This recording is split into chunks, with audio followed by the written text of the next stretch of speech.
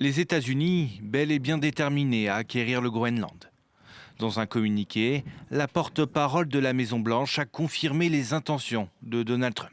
Le président américain a fait savoir clairement qu'acquérir le Groenland était une priorité de sécurité nationale pour les États-Unis. Et c'est vital pour tenir en respect nos adversaires dans la région arctique. Le président et son équipe discutent de plusieurs options pour remplir cet objectif important de politique étrangère. Et bien sûr, utiliser l'armée américaine est toujours une option à la disposition du commandant en chef. Un ton déterminé qui accentue l'inquiétude du Danemark qui exerce sa souveraineté sur le territoire. Son gouvernement appelle à des pourparlers rapides avec le chef de la diplomatie américaine, Marco Rubio.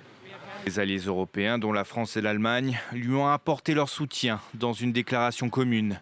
Mais selon ce spécialiste, les Européens seraient incapables de réagir à une annexion américaine, un acte qui mettrait en péril l'OTAN. Quelle serait la réaction de l'Europe?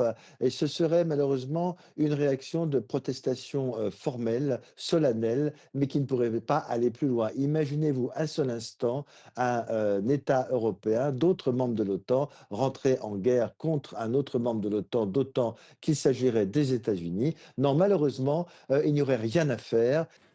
Pour Emmanuel Macron, une telle intervention au Groenland semble impossible.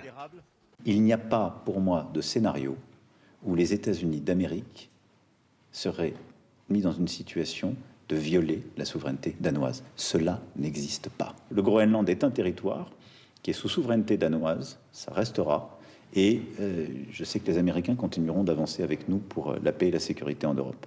Selon le Wall Street Journal, le secrétaire d'État américain Marco Rubio aurait tempéré les menaces de Donald Trump devant les parlementaires américains. Des menaces qui visent à pousser le Danemark à entamer des négociations avec comme objectif final d'acheter l'île aux pays scandinaves.